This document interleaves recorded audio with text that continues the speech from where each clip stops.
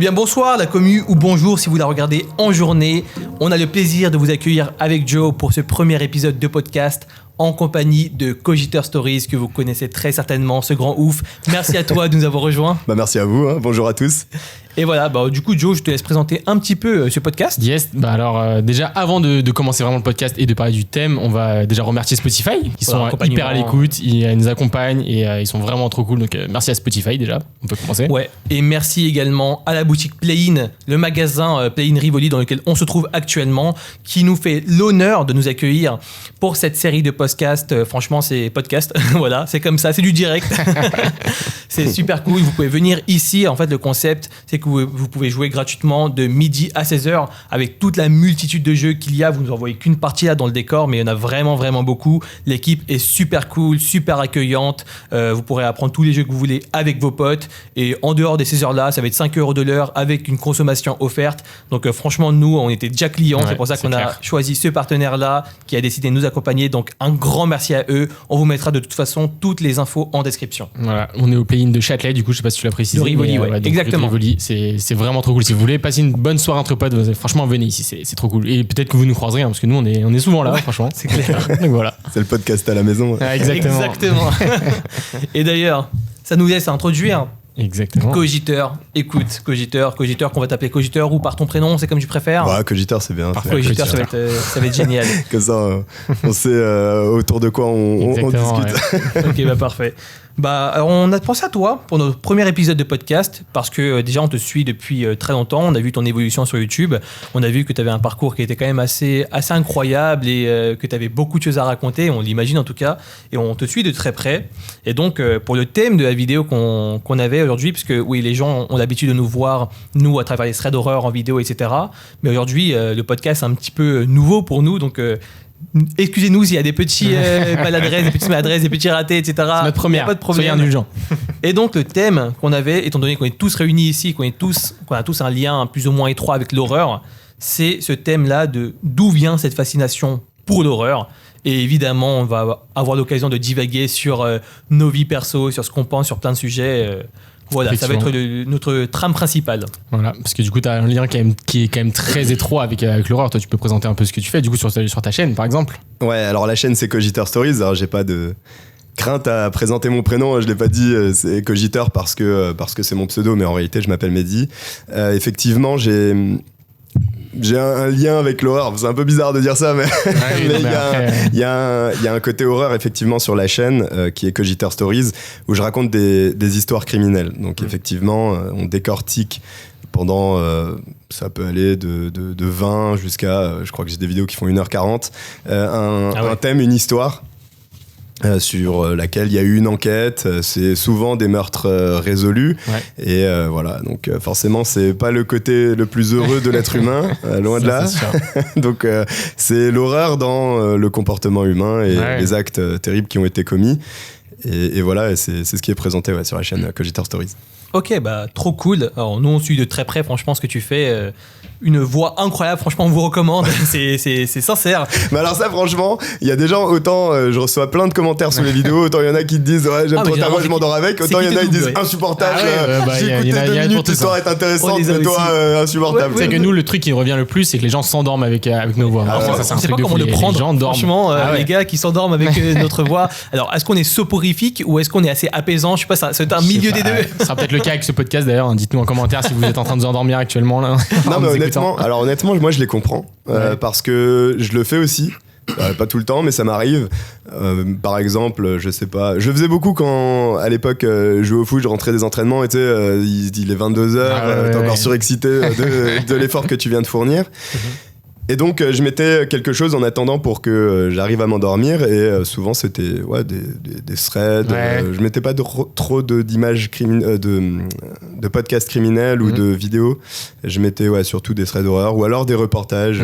Parce que justement, ça, c'est un bon sujet qu'on peut commencer à aborder, je pense. Toi, tu as une chaîne quand même qui est très centrée sur le true crime, sur le fait de raconter des histoires d'horreur. Mais du coup, en dehors de ça, tu arrives quand même à écouter justement des threads d'horreur, encore du contenu qui est horrifique, quoi. Ouais, surtout les threads d'horreur. Le crime, non. Les threads d'horreur, pourquoi ? Parce que... c'est plus chill un peu. C'est plus chill, c'est plus c'est moins descriptif que le crime. En tout cas, ça dépend des histoires, mais c'est moins descriptif, tu vois. Il n'y a pas, un lieu de crime avec un cadavre où on détaille ce qui est arrivé, mais c'est nécessaire de le faire dans les histoires criminelles si tu veux comprendre pourquoi c'est arrivé de telle ou telle manière. C'est plus situationnel, en fait, le thread horror. C'est quelqu'un qui va vivre sur l'instant. Un seul climax, quoi. Un moment, ouais, c'est ça. Et donc, en fait, tu vis le moment. Et comme il y a ce côté un peu tension, ça reste calme, mine de rien. Finalement, il y a des moments un peu qui sont plus oppressants, plus stressants, on va dire, mais grosso modo, le thread horror est un peu plus tranquille, entre guillemets, et il y a moins aussi à réfléchir à le policier, il est allé prélever l'empreinte. Les personnages, etc. Généralement, t'as un seul personnage qui est le protagoniste, c'est très linéaire, en fait. Puis dans la plupart des cas, ça se termine quand même plutôt bien. Oui, il n'y a pas ce côté un peu déprimant du true crime où ça se passe jamais très très bien. Après, là, c'est mon point de vue, parce que je sais qu'il y a des gens qui s'endorment sur les histoires criminelles. Ouais, bien sûr.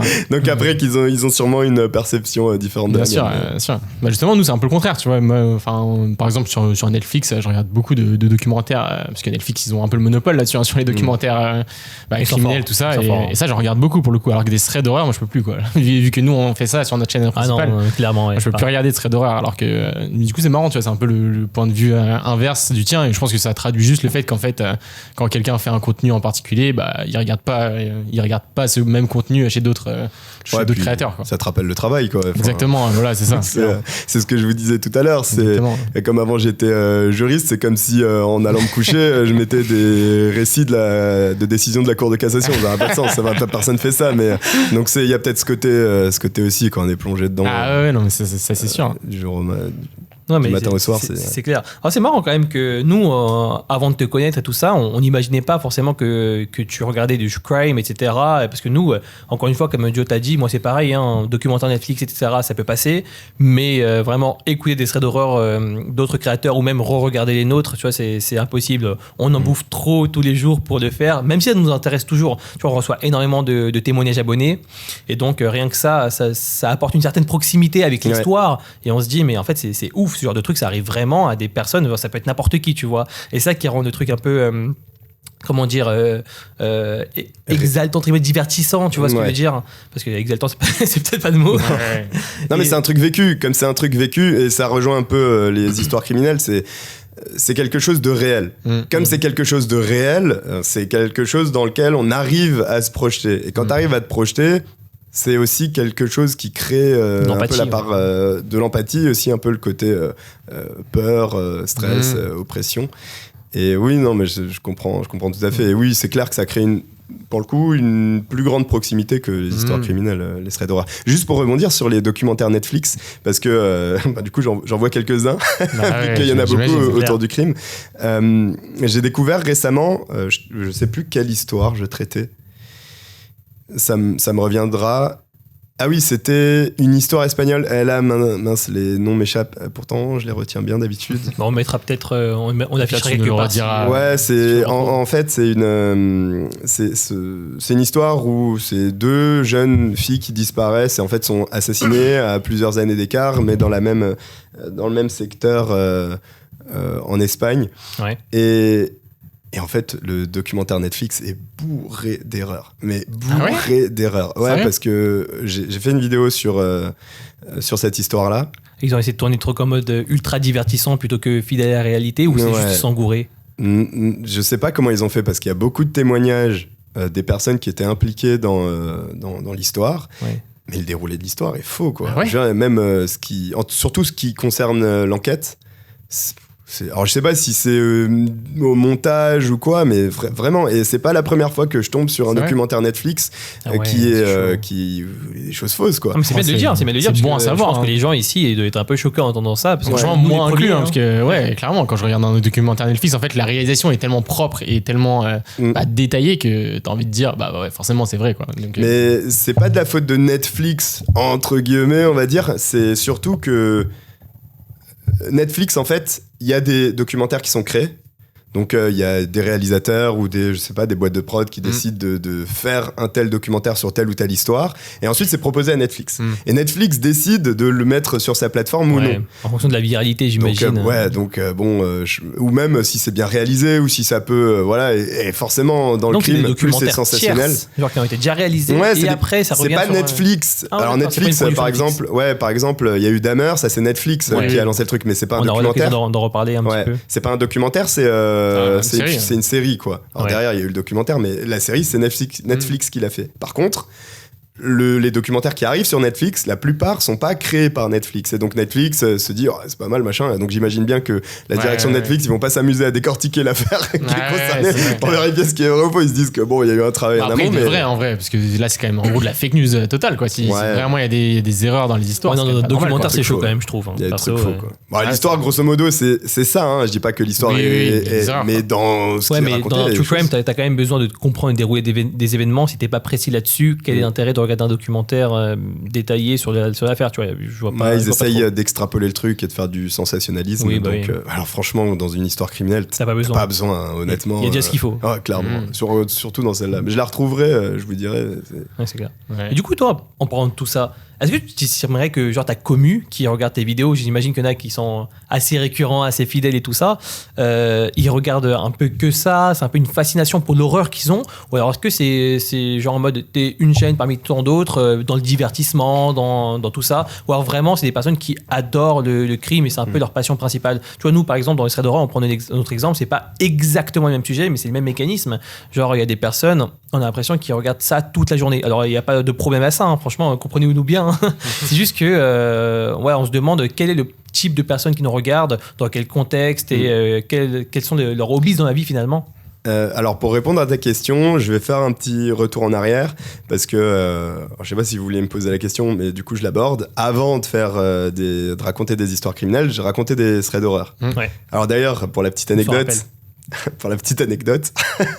À l'origine, je dévie un peu du sujet, mais je vais recentrer.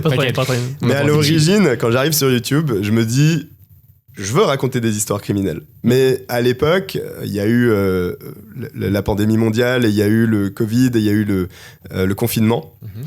Et les threads d'horreur avaient explosé. Donc Squeezie, qui était celui qui avait importé le concept, marchait bien. Et du coup, il y a eu plein d'autres chaînes, dont la vôtre, qui a bien tourné aussi. Et c'était un sujet présent et qui existait. Et donc moi je m'étais dit les histoires criminelles, je sais pas si forcément ça va plaire tout de suite, et comme le thread d'horreur avait le vent en poupe, je me suis dit je fais des threads d'horreur jusqu'à ce que pour atteindre en fait les objectifs de YouTube. Pour ceux qui nous écoutent, en gros YouTube, il y a un palier avant de devenir YouTuber partenaire, donc partenaire de YouTube, c'est-à-dire qu'il faut remplir 4000 heures de visionnage plus avoir 1000 abonnés, et à ce moment-là vous débloquez la monétisation. Et la monétisation, c'est pas pour gagner de l'argent immédiatement et ça vous allez gagner que dalle, je vous le dis. Mais c'est parce que votre mise en avant sur la plateforme est différente quand vous êtes monétisé et quand vous n'êtes pas monétisé. YouTube gagne de l'argent en fait lorsque les vidéos monétisées. Du coup, ils vont mettre toutes les vidéos monétisées parce qu'ils ont tout intérêt à le faire. Exactement. Donc je m'étais dit, stratégie intéressante, faire du thread d'horreur parce que c'est le truc qui fonctionne et que ça reste dans le thème de l'horreur. Et après tourner ta commu vers le crime progressivement. Sauf que, je vous le dis, stratégie très mauvaise.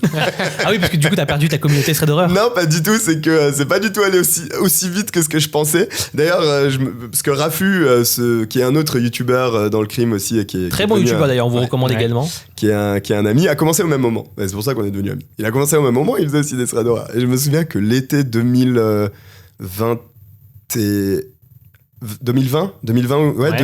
l'été 2020. 2020 ou 2021.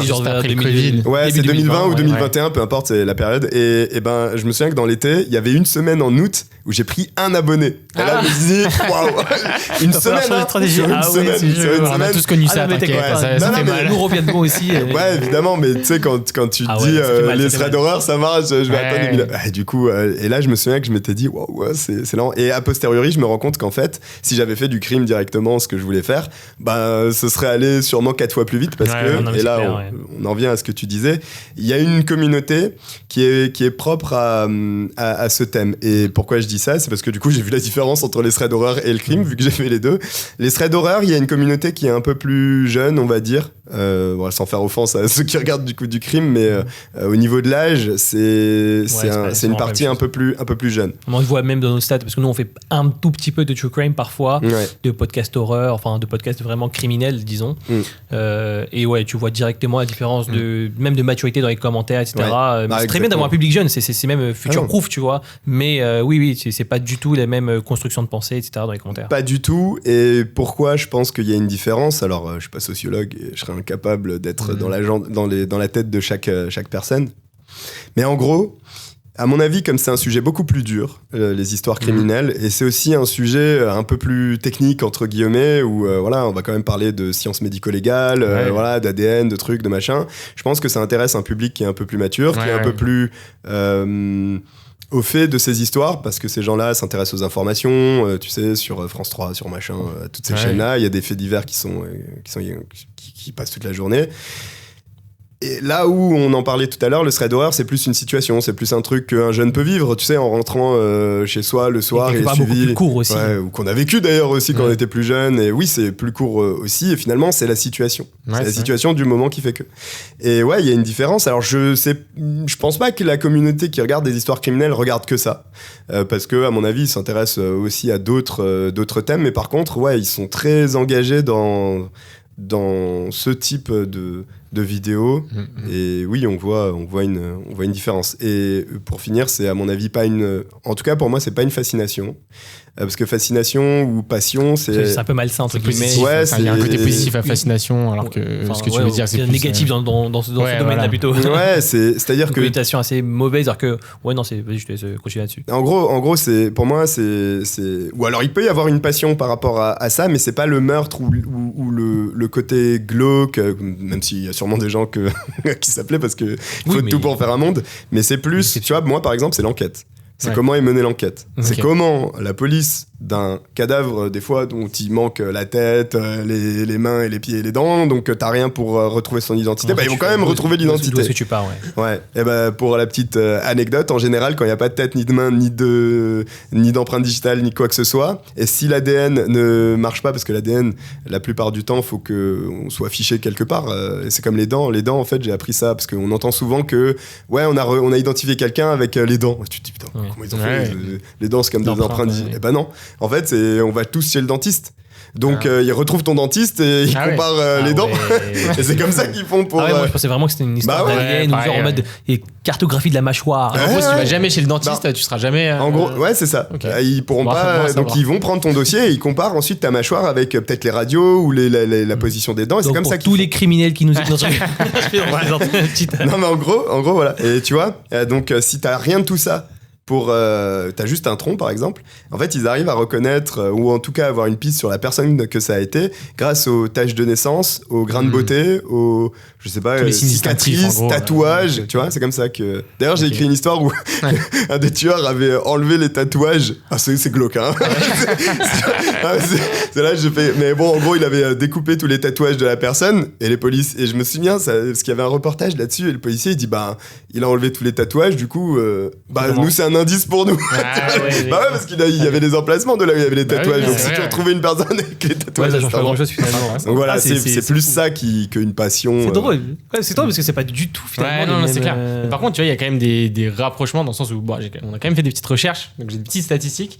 Et apparemment, il y a une statistique qui dit que en général, dans tout ce qui est true crime et même horreur, et nous on le vérifie sur notre chaîne, les femmes sont plus enclins à regarder ce genre de contenu. Par exemple, les statistiques disent que les femmes sont à peu près 2,5 fois plus nombreuses à regarder Et nous, dans le stade de la chaîne, d'ailleurs, on a plus de femmes qui regardent. Aujourd'hui, la tendance tend pas à s'inverser, mais au contraire, on commence à avoir juste un peu plus d'hommes. Mais oui, on est toujours à aller entre 60 et 65% de femmes qui nous écoutent pour de l'horreur, qui est, bon, de prime abord, lorsqu'on entend parler de ce mot-là, on se dirait plutôt que ça concernerait plutôt les hommes ou un truc comme ça, mais finalement, non, pas du tout, en fait. C'est une idée reçue. Alors, on n'a pas du tout la réponse de pourquoi.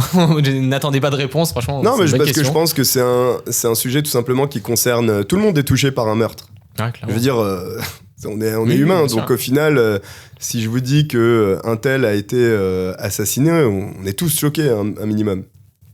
Donc que ce soit homme ou femme, je pense pas que du coup les femmes soient plus enclines à regarder des histoires de meurtre ou quoi que ce soit. Tout ça parce que en plus moi j'ai les stats donc sur plus de je sais pas, je crois que j'ai fait plus de 100 vidéos maintenant sur des histoires criminelles. 139, il me semble. 139 ah bon, Il me semble. je compte plus maintenant mais il y a Nous, c'est pire, t'inquiète. Ouais, j'imagine. Mais en gros, comme il y a plusieurs, si tu veux, dans le crime, t'as plusieurs types de crimes aussi. Et il y a des crimes qui vont intéresser plus les hommes. Ou en tout cas, dans les stats, je dis pas que ça intéresse plus les hommes, mais dans les stats, je vois qu'il y a plus d'hommes qui regardent Ça que de dépend des femmes. mots-clés, je pense aussi, surtout. Peut-être. Mais si tu veux, les tueries de masse, ça va souvent être des stats plus favorables aux hommes. Donc il y a Ok. plus d'hommes qui regardent. C'est hyper intéressant comme stat. tu as une hein, masse. c'est- Ouais, c'est- ok. Les marrant. histoires de couple, c'est un peu plus les femmes, mais tu vois, des histoires de couple, ça, je vais pas avoir 80 ou 90% de femmes. Je vais avoir 60-40. Oui. Et en plus, ça dépend du youtubeur. Parce que j'ai déjà discuté avec d'autres youtubeurs qui racontent des histoires criminelles aussi. Les filles ont plus de femmes dans leur communauté, tu vois. Donc en plus, moi, on peut même pas prendre mes stats pour faire un peu une généralité ou quoi. Ouais, non, Ça mais dépend c'est de la clair. personne qui raconte aussi. Ok, mais. En tout cas, ça se vérifie à peu près de nous aussi. hein, c'est à peu près pareil, c'est du 60-40 aussi. hein. Ouais, C'est à peu près ça. avant c'était un peu plus unilatéral. Ouais. Maintenant, ouais, ça tend plus à se lisser, à se stabiliser, surtout depuis qu'on commence à avoir un peu plus une audience un peu plus jeune. Où du coup, les jeunes, c'est, ouais, il y a les deux vraiment. C'est filles comme garçons. C'est pareil. D'ailleurs, je sais pas si vous savez, mais à votre avis, selon les stats, toujours, je mettrai les sources en description, bien entendu. À votre avis, quel est le type de true crime, donc quelle catégorie, comme tu disais, un peu, tu vois, les tueries de masse, etc., intéresse le plus les gens en général? Est-ce que vous savez à peu près, je sais pas si toi tu le sais, justement, avec les statistiques de manière chaîne. plus globale, il n'y a pas réellement je pense, de type de crime qui. Ouais. S'il pose la question, je pense qu'il y en a une. Il y en a Ouais. une, mais qui dessine un peu. dénote ce Ouais, désordre. c'est ça. Moi, je la connais pas. Hein. Bah, On s'est pas concerté avec. J'imagine, parce que c'est aussi le truc le plus, entre guillemets, Mainstream. populaire, c'est tueur en série, quoi. C'est vrai, mais là, C'est pas ça. pour le coup, c'était plus aller. Je sais pas si c'était une Ah, le théorie. type de crime, tu veux Ouais, dire non, carrément ouais, le. c'est ça. Enfin, non, c'est une catégorie, plus comme tu disais, tu vois, c'est pas une tuerie de masse, c'est pas forcément des tueurs en série, c'est autre chose que c'est. Ah, non, là, j'ai pas. En gros, c'est ok. toutes les affaires qui sont pas résolues, c'est les unsolved mysteries. Ah, ok. C'est Ah ouais, celle-là d'accord, apparemment ok. qui intéresse le plus le gens et Alors, Cette recherche du mystère, tu vois, C'est ça, quelque parce que part. tu sais pas, avoir la t'as- réponse, c'est aussi frustrant, mais ça te pousse finalement à. en fait à faire t'as un encore peu envie, je plus pense, de recherche, ouais, voilà, pour ça. de presque T'es avoir engagé. à l'édifice, en fait, de dire que t'as toi-même tes théories, tu cherches et tu fais un peu l'enquêteur, en fait, comme tu disais tout à l'heure. Je pense que les gens aiment bien le côté enquête et il y a un peu ça dans les Unsolved Mysteries, en fait. c'est vrai. Maintenant, je pense aussi que ça dépend du pays, etc. Ouais, je c'est sais clair. qu'aux États-Unis, ils n'ont pas la même culture culture du crime, c'est un peu. Mais aussi des histoires De consommation criminelles. de ce genre de c'est contenu, pas la quoi. même chose. Enfin, il y a, tu sais, il y a la Comic Con. Donc c'est pour les comics, etc. Bah il y a la Crime Con aux États-Unis. Donc, Ah ouais, il y a C'est un autre monde, les il y a une États-Unis. convention. Ça aussi, on aura l'occasion d'en reparler. Il y a une convention sur les crimes. Parce que, genre, on est à des années-lumière. Crime Ah oui, Con, non, mais- ok, On d'accord. est à des années-lumière de ce qui se fait en France, Ah oui, etc. ouais. Tu vois. Ok. Donc ils ont un rapport qui est différent et je sais qu'ils ont, eux, une vision et en tout cas des intérêts qui sont différents de l'Europe et de la France. Donc, mais c'est pas surprenant non plus que les histoires non résolues ça intéresse parce que je pense aussi que ça dépend de l'histoire en elle-même. Je te prends en France l'affaire criminelle qui va, entre guillemets, déchaîner les gens dès qu'elle est remise en avant. C'est une affaire non résolue. C'est Xavier Dupont de Ouais, Ligonnès. bien sûr. Alors Xavier Dupont de Ligonnès, elle est pas résolue, même si voilà, on commence à avoir de forts doutes quant à son implication, mais elle est pas résolue. Et parce qu'elle n'est pas résolue, t'as des théories qui émergent, comme tu disais, Joe, et ça crée un peu cet engouement autour de moi j'ai une théorie, il s'est passé ça, et ça entraîne la discussion. Donc éventuellement, mais je sais aussi qu'il y a pas mal de spectateurs, en tout cas sur ma chaîne, qui sont un peu moins qui vont plus un peu à reculons quand il y a une affaire non résolue. Parce qu'ils veulent avoir une réponse. en Ouais, parce qu'ils veulent une réponse. Et il y a un peu le côté frustration. Ok, bah franchement, nous, les États-Unis, on va t'avouer qu'on a fait pas des petites recherches, etc. Mais on s'est posé ces questions-là depuis qu'on fait de l'horreur et tout ça. On s'était dit, mais est-ce que finalement, les États-Unis, il y a toujours entre guillemets une longueur d'avance sur nous, que ce soit même sur YouTube ou même la culture, parce qu'on est quand même très influencé Nord-Amérique, ça se tend à se vérifier dans plein de domaines. Et du coup, j'étais en mode, mais est-ce que toutes ces choses-là arriveront finalement en France? Est-ce qu'on aura une CrimeCon aussi en France, tu penses? Honnêtement, je pense pas que ça arrivera jusqu'au niveau des États-Unis ou même que ça s'en rapprochera pour une bonne et simple raison, c'est que les États-Unis, ce pays est une machine médiatique. Ah ouais. C'est une machine médiatique. Et il y a une très grosse différence avec la France déjà, c'est que les procès sont pas filmés en France. Ouais. C'est pas autorisé. Très généralement. La présence de la presse n'est pas autorisée. Donc c'est rapporté par des journalistes qui sont présents dans les salles de cour d'assises, et donc ils rapportent les faits, etc. C'est vrai, j'ai jamais pensé à ça, parce que c'est vrai que le nombre de fois où on a fait un true crime, on a pu mettre des images vraies de procès, alors qu'en France, on n'a jamais eu ça. Non, ouais. et aux États-Unis, tu peux avoir des rapports de police. En France, t'as peut-être jamais un rapport de police qui traîne comme ça sur Internet, ça n'existe pas. Donc il y a déjà ce rapport au crime qui est différent, c'est-à-dire qu'il est beaucoup moins médiatisé, même si on a l'impression qu'il est beaucoup médiatisé, mais il faut s'imaginer que les États-Unis, c'est un autre monde. On voit pas aux États-Unis, comme le procès est filmé, on voit tout, hein. On voit les corps, on voit les armes, on voit tout ce qui a été utilisé. Il y a absolument tout. Et parce qu'il y a tout, les gens, ils commencent à comprendre telle ou telle victime ce qu'elle a vécu, tel ou tel tueur en série ce qu'il a commis, tel ou tel témoin ce qu'il a raconté, réellement et vu directement de leurs propres yeux. Là où c'est différent en France, quand il y a quelqu'un qui vient rapporter quelque chose, il y a déjà eu un filtre entre l'information qui a été donnée et celle qui a été perçue par la personne qui l'a entendue à l'autre bout de la chaîne. Et ça fait une grosse différence, parce que je vous disais que les documentaires Netflix étaient parfois faux. Les articles de presse sont parfois faux aussi. Ah ouais, en France, aux États-Unis. En France. Ah ouais, d'accord. En France, il y a déjà eu des trucs faux de journalistes. Alors, je sais pas s'il a pas été attentif, le journaliste, ou quoi, ça peut arriver. Hein.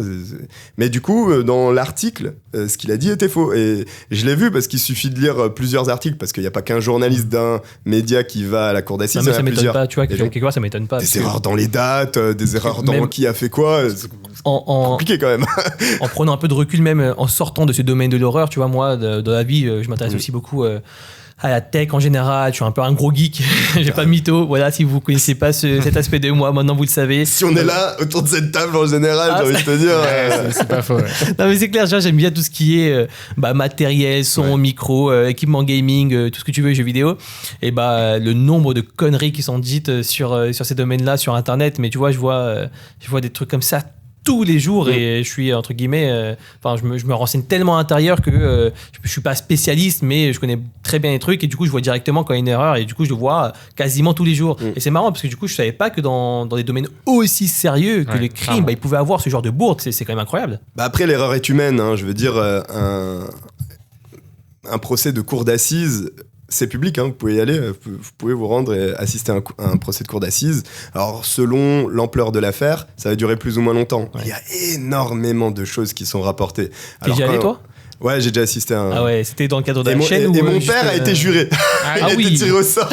Ah, c'est énorme. Ah, mais c'est fou, je connaissais personne à qui c'est arrivé. Ah ouais, ça arrive à mon père. Donc c'était une session de 2 semaines, donc pendant 2 semaines, ça va qui hyper intéressant, ouais, du coup, il y a vraiment tout qui est déballé, hein. Donc tout le contexte. Alors il y a les avocats qui expliquent peut-être le passé de la victime, d'autres c'était pas intentionnel de vouloir assassiner, machin, pour réduire ou changer la qualification des faits. Il y a plein mais il y a énormément, une quantité astronomique d'informations qui sont déversées. Et au final, la personne qui doit prendre des notes là-dessus, si elle est toute seule, bon courage. Donc c'est pour ça que je dis l'erreur est humaine. C'est pas grave qu'un journaliste se trompe. Mais ça, du coup, parce qu'il y a ce filtre avec une personne qui te rapporte des faits qui ont été dits dans une audience où il y a énormément d'informations, il y a des choses qui sont fausses. Et du coup, ça me surprend pas qu'il y ait des documentaires Netflix qui soient faux ou des articles de presse qui soient... Tu veux rebondir là-dessus avant qu'on passe au premier petit jeu ? Je veux juste aborder un sujet quand tu parlais justement de la médiatisation aux États-Unis. En fait, je voulais parler, on en a vite fait parler tout à l'heure de Dahmer, de cette série justement. Et du coup, le rapport avec la fiction et au true crime, toi, t'en penses quoi ? Est-ce que t'as regardé par exemple cette série ? J'ai pas regardé Dahmer. Non. Ouais, alors j'ai regardé les on va parler juste après. 2 premiers épisodes, je crois. Ok. Bah, tu vois, Tu veux qu'on en parle après? Ouais. Non, mais sinon, de manière générale, par rapport dans à. ce qui arrive dans les 30 prochaines secondes, on va en parler, mais très brièvement, tu pourras développer. Ouais, Vas-y, on peut passer au jeu sinon. Ouais. Et tu verras, il y a une Premier jeu. petite question par rapport à ça. Ça marche. Alors, bon, on a préparé des petits jeux. C'est vraiment des mini-jeux pour pouvoir déjà connaître un petit peu plus notre invité, mais également Joe, parce que Joe, tu vas participer au jeu. On s'est pas du tout concerté. Tu vois, Joe aura préparé quelque chose, j'ai préparé quelque chose, un petit truc. Et là, le concept, il va être très simple. Globalement, tu vois Hugo Décrypte. Ouais. Tu sais que parfois il fait 1 minute des questions. Ouais. Voilà, Oui, comme non. ça. Ouais, c'est ça. Ouais. Tu vas répondre par oui ou par non. Ok. Ou voilà, tu peux Il y a sortir pas un trop petit peu de ça, pression, pas tu de peux. pression. Ouais, Alors, est-ce que pas t'es de soucis. prêt? Ouais, je suis prêt. Tu vas voir, on va Toujours s'écarter un petit peu. Il est toujours ready. C'est un grand fou. On va s'écarter un petit peu du domaine un peu de l'horreur parfois, mais t'inquiète pas. Alors, première petite question. Conjuring, ou la série Conjuring, est le meilleur film d'horreur ou la meilleure série de films d'horreur sortie des 10 dernières années? Non. Ok. Rafu est un meilleur youtubeur que Cogiteur Cerise. Ah, c'est un petit. Alors, oui, non, c'est dur. En fait, c'est oui et non. Moi, Ok, je trouve ok. oui dans le visuel. Ok. Clairement. Ah ouais, c'est Meilleur une que moi. petite pique, une petite blague. Je suis meilleur en narration. Allez, voilà, ça c'est dit, ok. Les protagonistes dans les films d'horreur sont toujours cons. Oui. Être youtubeur horreur, ça rend parano. Non. Ok. Ce qui se passe aux States est toujours pire qu'ailleurs dans le monde. Oui. Ok. La série sur Jeffrey Dahmer était un peu maladroite pour les victimes. Oui. Ok. Les Kinder Country, ça fume les Kinder Bueno. Non. On est d'accord. On est d'accord. Ok. Le YouTube US a toujours de l'avance sur YouTube FR en true crime. Oui. Ok. Kratos et Joe sont probablement les meilleurs youtubeurs thread d'horreur de l'univers. Oui. Oui, voilà, c'est Bien incroyable. sûr, Merci. bien sûr. Écoutez, ça a été fait en toute franchise. Ça se voit qu'il est pensé réellement. Ça fait plaisir, écoute. Hein. Ah bah ouais, on a forcé à personne. C'est incroyable. Ok, Voilà, très bien. c'était une mini-jeu, petite série de questions pour connaître un peu plus tes avis sur ces questions. Mais qui- du coup, qui justement, on peut en parfois parler ressortir. un peu de Ouais. Dahmer. Du coup, qu'est-ce que t'en penses de cette série? Alors, Dahmer, moi, je comprends la fiction par rapport aux victimes et les victimes qui ont été offusquées que la série arrive comme ça, un peu comme un cheveu sur la soupe, parce que de ce que j'ai compris, on les a pas approchés du tout. Mhm. Mhm.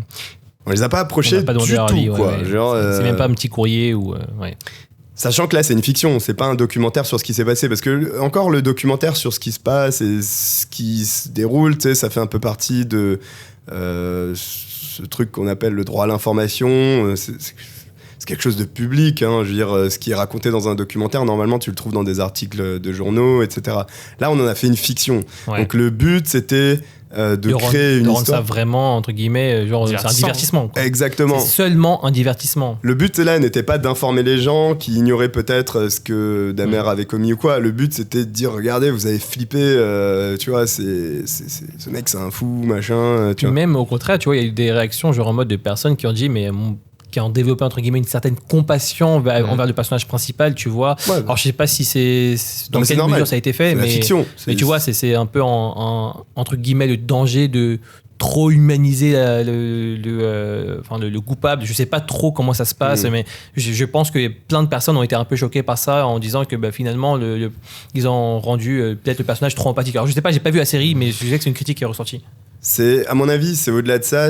Ah oui, il y a peut-être l'angle qu'ils ont décidé d'attaquer pour présenter Dahmer avec peut-être son enfance, machin, etc. Mais surtout, c'est de la fiction. Donc ton personnage principal dans la fiction, faut que ton public s'attache à lui, sinon Sinon il va pas c'est avoir comme au envie de cinéma, suivre, hein, vous quoi. allez Ouais, voir bien je sais sûr. pas quel film, Après, si vous avez un connard fini en face et qui suit pas un Après, schéma je pense narratif. que c'est- Le Après, vrai pour le coup, problème. c'est peut-être une déformation du fait que nous on raconte des histoires. Parce que par exemple, moi, Dahmer, j'ai regardé la moitié à peu près de la série. Et il faut savoir que nous, on avait déjà fait des recherches sur des affaires comme celle-là. Et donc, du coup, on connaissait très bien son cas. Et donc, tous les meurtres, on va dire, qu'il a fait, on les connaissait déjà de par les recherches qu'on avait faites. Et vraiment, quand j'ai regardé la série et que j'ai vu, du coup, illustrer les choses que nous, on avait déjà recherchées avant, vraiment, je me suis dit que c'était pas nécessaire, en fait. Tu vois, je me suis dit, franchement, j'ai pas envie de le voir, en fait. Parce que c'est quand même très horrible ce qu'il a fait, vraiment.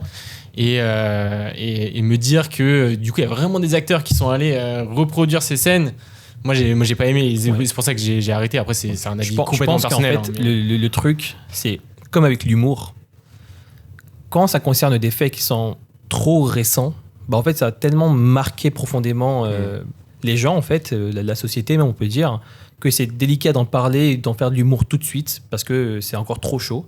Et je pense que si c'est quelque chose qui t'est arrivé bien auparavant, tu vois, à la Ted Bundy ou un truc comme ça, et ben là, c'est bien plus accepté de pouvoir faire ces choses-là parce que quelque part, les victimes, les proches directs des victimes, etc., ne sont plus de ce monde et du coup, ça devient plus accepté quelque part. Alors, est-ce que c'est bien ou est-ce que c'est pas bien? Je sais pas. Mais je pense que ouais, le temps fait toujours son travail. Le truc, c'est que pour moi, il y a quand même une différence entre un film qui fait une reconstitution historique. Par exemple, il y a plein de films qui sont inspirés d'histoires vraies. Et qui sont qui reproduisent des histoires vraies, des films de guerre ou je sais pas, des choses comme ça. Il y a une différence entre ça et reproduire une affaire criminelle. Enfin, là c'est vraiment complètement personnel la vie, mais j'ai l'impression qu'il n'y a pas d'intérêt en fait de traduire cette histoire vraie en fiction. Parce que pour moi, par exemple, il y a des documentaires, il y a des choses qui retranscrivent vraiment ce qui s'est passé. Et je vois pas l'intérêt d'aller chercher des acteurs pour reproduire ce qui s'est passé, sachant que ça va pas forcément plus loin, quoi. C'est vraiment, on prend ce qui s'est passé, on met des acteurs. Voilà, c'est ça. C'est un peu ça, c'est un peu un documentaire, mais tourné sous forme de fiction. Et ça, moi, j'arrive pas trop à comprendre l'intérêt, tu vois, de ça. Alors que ce soit basé sur une histoire vraie ou même que les faits soient exposés, par exemple, quand ils trouvent le corps là dans le bidon en état de décomposition dans la chambre de Dahmer, c'est trash.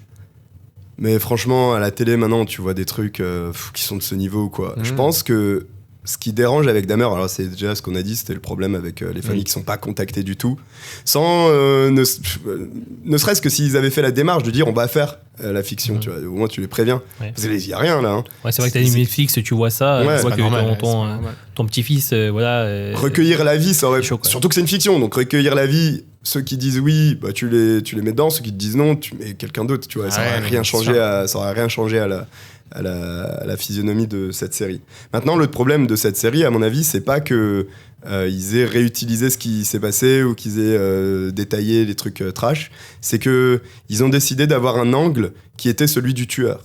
Or, si tu prends les histoires dans lesquelles des choses réelles se sont déjà passées, la plupart du temps, tu suis l'enquête. Ouais, c'est vrai. Donc, tu suis la résolution. Pour rattraper le tueur. Non, c'est vrai que c'est super pertinent. Et donc là, on te fait passer du côté où tu suis la mauvaise personne, tu suis le côté sombre de l'humanité. Et parce que tu suis ce côté sombre de l'humanité, je te dépeins un mec qui, regarde, il est ambigu. Il était jeune, il avait des problèmes avec son père, sa famille, machin, tu vois. Ouais, non, mais parce que tu le présentes comme ça, t'es obligé d'avoir de l'empathie pour quelqu'un. Lui, il vient au monde avec ses difficultés, etc. Il est façonné ensuite par des trucs. On sait que les psychopathes, ils ont cette tendance à tuer des animaux, ils aiment ça, machin. Tous ceux qui tuent des animaux ne deviennent pas des tueurs en série ou même des tueurs. Mais tu vois, le fait de montrer ça, tu sais qu'il y a un problème. Il y a un problème chez lui. Et quand il est gamin, tu vas pas te dire ce gamin, faut le tuer, faut l'éliminer, etc. Tu te dis putain le pauvre. Et quand on te montre ce cheminement-là, donc ton cerveau il fait que tu justifies, tu te dis il en est arrivé là parce que vas-y il est arrivé ça. Ouais, t'as raison. Je pense que c'est ça en fait au fond, c'est ça peut-être ça qui me dérange. Hein. Je pense que si le film avait été tourné du côté de l'enquête, là. Non, vraiment, c'est vrai. Par exemple là, tu vois, je pense il y a une série Mindhunter, tu vois, je sais pas si tu l'as vu. Ouais. Et moi j'ai adoré cette série. Et là pour le coup, on est vraiment du point de vue des enquêteurs et ça me dérange beaucoup moins. J'ai adoré la série quoi. Alors que là, du coup, du point de vue de Dahmer, on est de son côté. Et donc, du coup, en fait, on a presque envie de le pardonner, mais on n'a pas envie de le pardonner. Et du coup, ça crée un sentiment de frustration dans nos têtes et que moi, j'aime pas. Quoi. Donc, c'est pour ça que j'ai arrêté. Quoi. Donc, déjà, au-delà de ça, je l'ai trouvé nul, moi, comment c'était réalisé et tout. Comparé à Mindhunter, il y a un monde entre les deux. Alors, je sais que je vais sûrement pas faire des amis. Ouais, clairement, avec ça. Mais moi, je l'ai pas trouvé... je trouve ça long et chiant, tu vois. Alors au début, t'es dedans parce que forcément, on te montre des trucs, une scène de tension avec l'autre qui a 2 doigts de découper un mec et la police qui vient et qui trouve un bidon avec des membres humains dedans. Donc forcément, ça attire ton attention. Mais je veux dire, si tu mets ça de côté... je suis d'accord. C'est long, tu vois. Et même, il y a aussi peut-être ce côté chez moi où j'aimais pas qu'on suive le tueur en série, quoi. Va l'attraper, va le choper, et éventuellement, dans un procès, imaginez un truc, tu racontes que les avocats, c'est ce qu'ils font. C'est cool d'avoir ta vie sur cette parenthèse, parce que je pense qu'il fallait qu'on parle de Dahmer. Et d'ailleurs, Joe, toi aussi, tu vas avoir tes questions. Okay. Alors, c'est pas exactement forcément le même domaine, parce que nous, on fait beaucoup moins de true crime. Franchement, on a dû faire une quinzaine, vingtaine d'épisodes sur plus de 300 vidéos. C'est pas mal quand même déjà. Ouais, Déjà ouais, pas mais mal. franchement, je faisais plus parfois pour changer que dans le but de ne faire que ça, tu vois. Parce Vous avez que, fini parano ou pas? Alors, non, franchement, ça C'est une bonne question hein, à poser. Ah, c'est celle que vous m'avez posée. Hein. Moi, On va en parler, on va en parler. on va en parler, mais moi, perso, je te dis, c'est mitigé, mais je te dirai ça juste après. Ouais, ça roule. Du coup, pour bien Alors- préciser, je suis vraiment pas au courant des questions. C'est Kratos qui les a préparées de son Ouais. côté.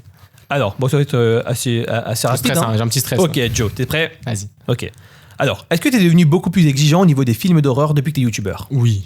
Ok. Est-ce qu'il y a 5 ans, jour pour jour, tu t'imaginais ici et maintenant en train de faire ce que tu fais là tout de suite? Ah non, un gros non. Ok. Est-ce que tu pourrais visiter seul le château le plus flippant du monde? Oui. Ok. Se retrouver dans un scénario d'exorcisme est plus flippant que se retrouver dans un scénario de slasher. Ah, c'est dur. C'est très dur, mais oui. Peut-être Ok. quand même. Le matos qu'on a investi pour ce podcast coûte très cher. Oui. Oui, un grand oui. Là. Est-ce que tu crois au monde de l'invisible? Oh, c'est dur. C'est quoi le monde de l'invisible? Genre les esprits, tout ça? Ouais, par exemple, ça en fait partie. Non, non. Non, plutôt non. Ok. Cogiteur Stories est un grand ouf. Ah bah oui. Ah, voilà. Ah, bon, bah, C'est c'est peut-être bon. le plus grand oui de tous les oui là. On a- Bravo, Joe, bravo. C'était une bonne réponse la dernière, ça. Ok, Ouais. parfait. On va dire ça. Ok, parfait. Bah voilà. Alors, tu vois, là, j'ai pas posé la question de. Je sais pas si j'ai posé la question de parano ou pas. Est-ce que ça a été devenu plus parano? Mais je l'avais en tête. Et C'est une bonne question. Hein. toi, Bah, du du coup, coup, toi, t'as t'as répondu tout à l'heure. Non, je suis pas Tiens. parano. Je Non. suis pas parano. Par contre, il y a des histoires qui m'ont déjà mis mal à l'aise. Ouais. Mais pas parano. Enfin, je veux dire, genre. Ah, Ils ça sont a pas pas dans la changé rue. en tout cas entre Ça va avant et après en fait. Non. Non, Bah, il y a en pas fait, de le truc, transition. c'est que je consommais déjà ce contenu Oui, avant. Ouais. donc, Mais tu fais du coup, c'est- toi, maintenant que tu crées tout ça, que tu es dans les enquêtes, entre guillemets, parce que du coup, enfin, tu vois tout. Parce que, ouais, il faut bien comprendre que quand tu sors une vidéo de 20 minutes ou une vidéo de 1h40, comme tu donnais l'exemple, c'est pas 1h40 de recherche. Hein. Ah C'est non. des dizaines et des dizaines d'heures de recherche avec du script, du tournage, du montage, etc. Donc, pour une vidéo de 1h40 que vous voyez, vraiment, c'est un nombre d'heures bien plus considérable qu'il y a derrière, Ouais, une ou heure. au Cogiteur, ou même nous-mêmes sommes plongés dans l'histoire. Et surtout, Et donc, tu vois des choses que nous on censure après dans la vidéo quoi. Mais on voit des choses que. Ouais, tu peux pas pas tout censurer, raconter. Tu peux pas tout raconter C'est parce ça, qu'il y a des en choses fait, que déjà, tu dis ça n'a pas forcément d'intérêt et en fait c'est juste trop, tu vois. Nous il y a des trucs je sais que sur lesquels tu vois le V-word c'est toujours difficile Ah ouais à appréhender. Moi, je le dis. Ouais, mais c'est parce que toi t'es spécialisé dedans. Nous de base on fait des threads d'horreur, tu vois, c'est beaucoup plus light Ouais, généralement ouais. que ce genre de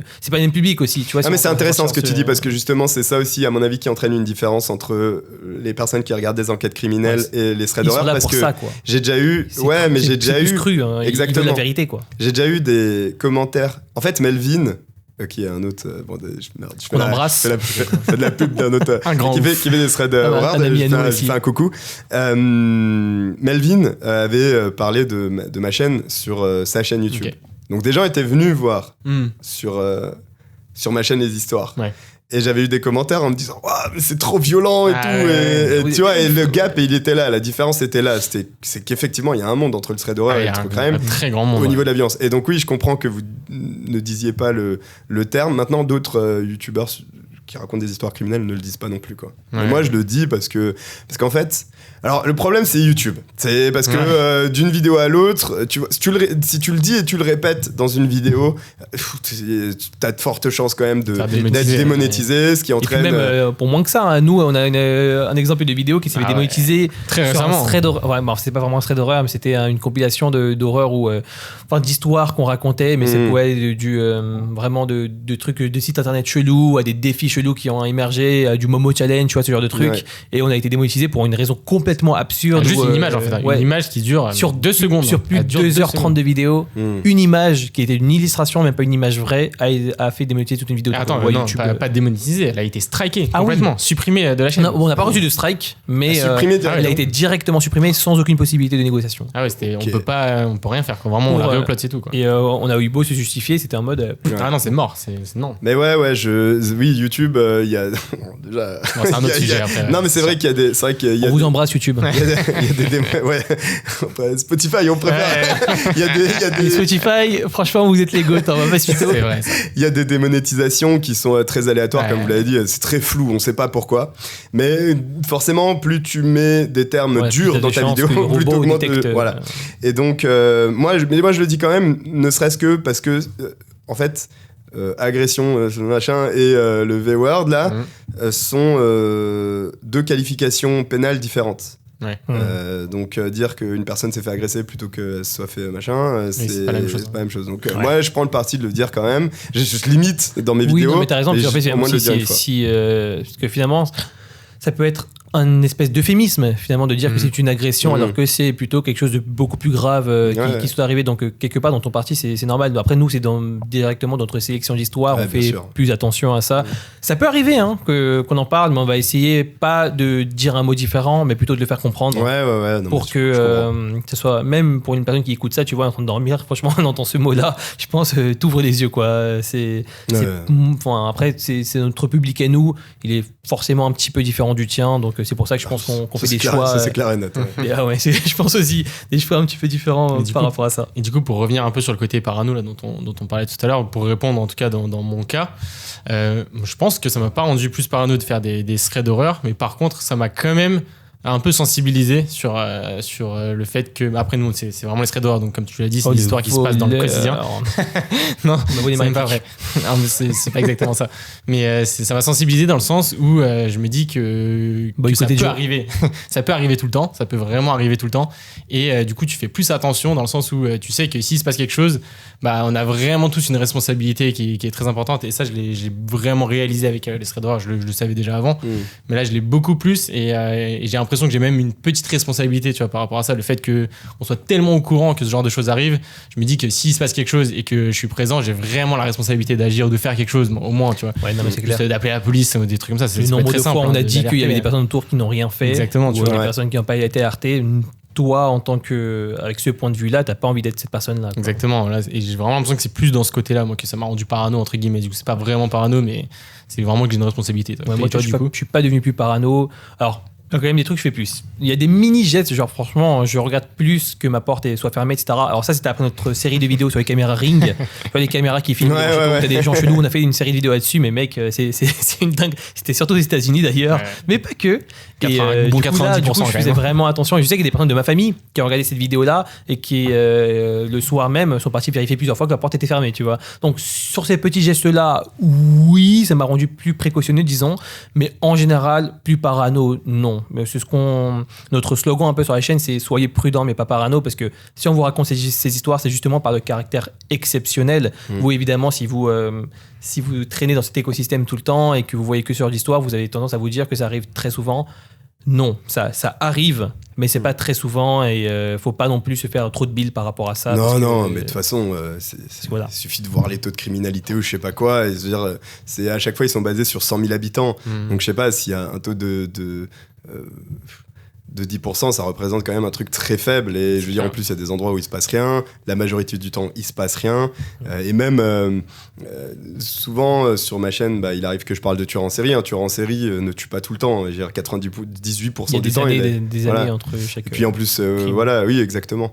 Mais non, c'est intéressant. Mais c'est intéressant ce que tu dis aussi parce que c'est pas de la prévention, parce qu'on fait pas de prévention, mais le fait d'entendre ce genre d'histoire, il y a des comportements qu'on va peut-être plus adopter que si on l'avait pas fait. Et celui de pas agir, c'est un très bon exemple parce que il y a une vidéo récente où, en gros, il y a une nana qui est en train de se faire torturer chez elle pendant 3 heures. Elle est en train de crier, littéralement dans un immeuble. Personne ne fait rien. Et personne n'appelle la police. C'est horrible. Et le pire, c'est que l'assassin finit par partir. Mais elle est encore en vie, donc elle a la force d'appeler les urgences qui viennent la chercher et tout. Malheureusement, elle meurt à l'hôpital, mais ne serait-ce que s'ils avaient appelé au bout d'1 heure, ce qui est déjà énorme, 1 heure de cri, et elle aurait été sauvée. Et en plus, ils auraient capturé le tueur. Bon, ils trouvent l'assassin finalement, mais tu vois, prouvons tous un petit peu la force d'agir. Si vous entendez des gens crier, appelez la police, et au pire, ils se sont déplacés pour rien, c'est pas grave. C'est ça. Surtout qu'ils vont prendre un peu de temps avant de venir. Mais du coup, toi, parce que là, on parle depuis tout à l'heure énormément de crimes, de choses extrêmement concrètes, même les threads d'horreur, finalement c'est super concret, mais toi en tant qu'être humain derrière la caméra, est-ce que tu crois aux choses plutôt du coup au monde de l'invisible, au paranormal, tout ça? Est-ce que c'est quelque chose qui te fait peur au-delà même des aspects vraiment très terre à terre des hypothèses criminelles? Alors moi, les trucs de fantômes, esprits, pas trop.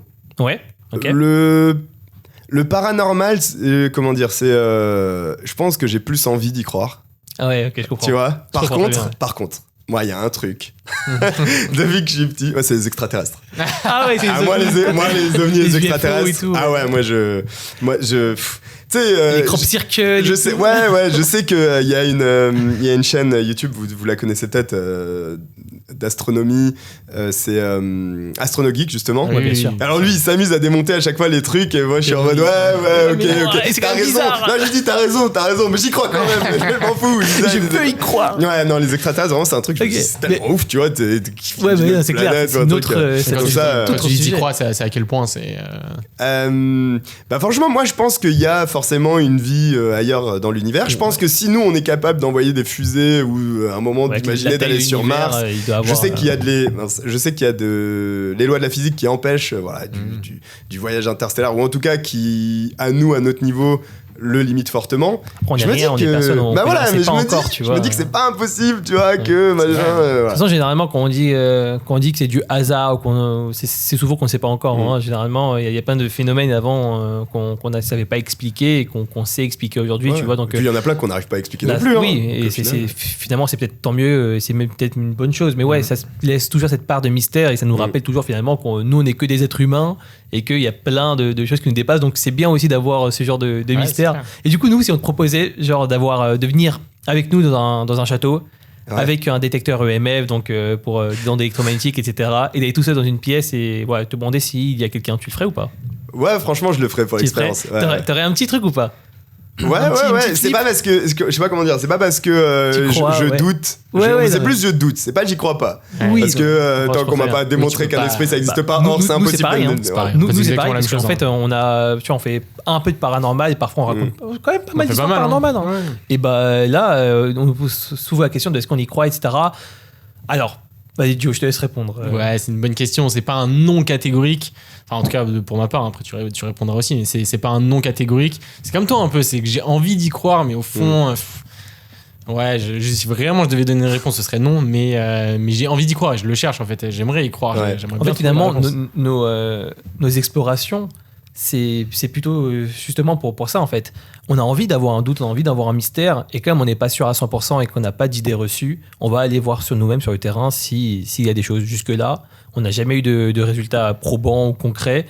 Et après, ça dépend aussi de la sensibilité de chacun. Peut-être que c'est nous qui nous fermons à ces choses-là. Peut-être qu'on vient avec un a priori négatif, et ce qui fait que certains signes que certaines personnes verraient, nous on les voit pas. Mais en même temps, que s'ils les voient, c'est parce que eux sont trop sensibles et qu'ils veulent voir quelque chose. C'est très très délicat à aborder. En fait, c'est dur. Tu vois, c'est comme la planche Ouija. Tu vois, il y a plein de théories. Enfin, la plupart des personnes disent non, en fait, c'est juste que tu bouges inconsciemment, et ça a été prouvé à de maintes reprises. D'autres personnes qui disent non, mais franchement, moi les gars, j'ai vu des trucs de ouf et tout, donc ça c'est un truc qui m'étonne, tu vois. Souvent c'est le nombre de témoignages, ça c'est un truc qui m'étonne toujours, c'est le nombre de témoignages paranormaux qu'on reçoit, mais il est astronomique quoi. Des fois c'est ça où je me dis comment c'est possible, c'est quasiment tous les jours pour quelque chose, si vraiment ça n'existait pas, comment c'est possible d'avoir autant de témoignages. Pareil pour les ovnis, il y en a beaucoup des témoignages là-dessus. C'est tu vois, pour l'anecdote par exemple, il y a 3 semaines là, mon beau-frère m'a dit quand j'étais jeune, j'ai vu un ovni. Il me disait normal, tu vois. Mais mec, quoi? Ouais, enfin honnêtement, c'est. Alors pour le coup, la planche Ouija, c'est ok. Les explorations un peu de château en urbex ou je sais pas quoi, il y a au moins le côté t'explores, tu vois, et c'est un peu aventure, etc. Ouais, justement. Maintenant, s'il se passe des trucs, il se passe des trucs. Hein, et puis, je veux dire. Ça n'a pas besoin d'être paranormal pour faire flipper. Exactement. Et puis même, généralement, en fait, même si tu as un doute ou que tu n'y crois pas trop, quand tu es dans ces trucs-là, tu as plus peur qu'il se passe quelque chose, mais pas parce que tu as l'impression qu'il va se passer quelque chose ou quoi que ce soit, pas parce que tu y crois, mais plutôt parce que justement tu dis putain, mais là si j'ai tort, je suis dans la merde. Tu vois. Ouais, je vois. Non, honnêtement, je pourrais jamais être catégorique, tu vois, et dire ça n'existe pas, sauf truc extrême. Mais honnêtement, je rejette rien, tu vois. Même les gens qui ont des expériences paranormales, tu sais, il y a des trucs qui sont vécus comme des expériences paranormales, et en fait, c'est un phénomène physique. Mais en fait, le phénomène physique, c'est tellement un truc de ouf, tu vois. Tu te dis, c'est dingue quand même d'avoir vécu ça. C'est clair, ça nous fascine. Et d'ailleurs, même pour revenir un peu du coup au sujet vraiment principal de la vidéo là, c'est souvent les gens, nous moi en tout cas quand j'en parle à ma famille, etc. On me demande souvent pourquoi tu vas dans un château, tu vois. Pourquoi tu fais ça, quoi. Et c'est vrai que c'est une bonne question, ça. Et en fait, j'ai l'impression que ça rejoint plein de trucs. C'est par exemple pourquoi j'aime les films d'horreur. J'ai l'impression que dans mon entourage, vraiment, à part toi, je connais pas beaucoup de gens qui vraiment aiment l'horreur, en fait. Bah, c'est vrai que Joe, c'est un des premiers potes que j'ai rencontré qui aimait vraiment l'horreur. Quasiment tout le monde dans mon entourage, à part mes frères et sœurs peut-être, n'aiment pas du tout les films d'horreur. Hein. C'est vrai, nous on fait des escape games d'horreur tout le temps. Dès qu'on peut, on en fait un d'horreur, quoi. Ouais. C'est une bonne question, quoi. L'horreur, ouais. Maintenant, les gens aiment se faire peur. Et ça, c'est pas moi qui le dis, c'est Walt Disney. Quand il a créé sa maison hantée là, à Disneyland, d'ailleurs, je crois qu'il met des années à être terminé. D'ailleurs, il meurt avant la fin du chantier. Et c'est un sentiment réel. Je vous donne un exemple, on parlait des faits divers, etc. En général, qu'est-ce qui passe dans les premières secondes d'un journal télévisé?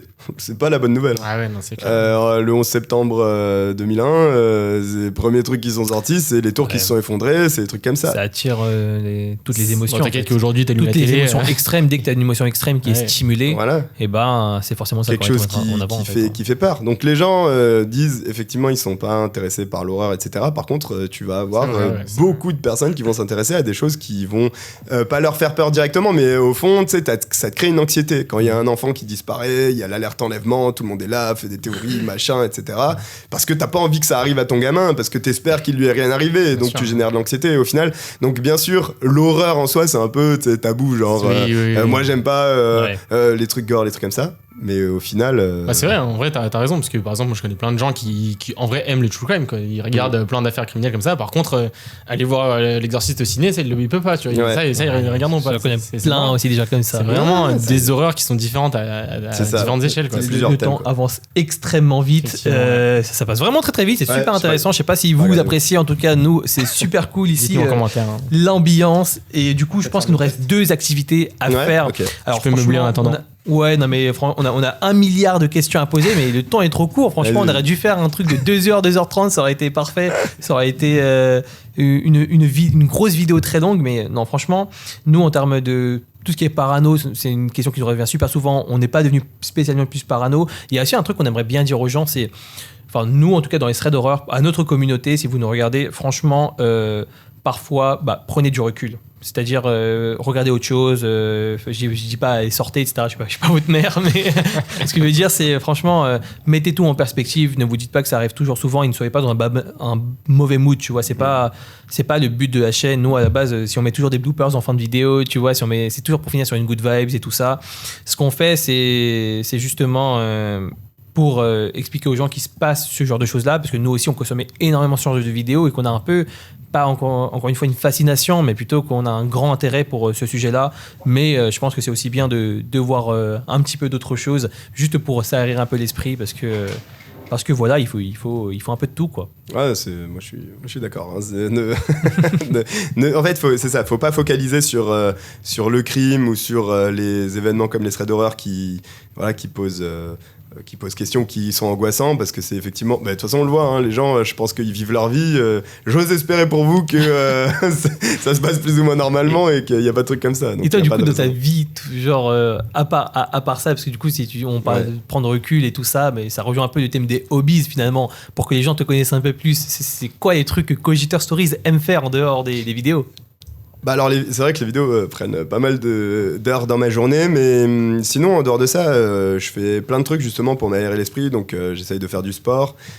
J'ai longtemps joué au foot, je crois pendant plus de 20 ans, mais ensuite jusqu'à 28-29 ans. Ensuite à 29 ans je suis parti vivre à Londres.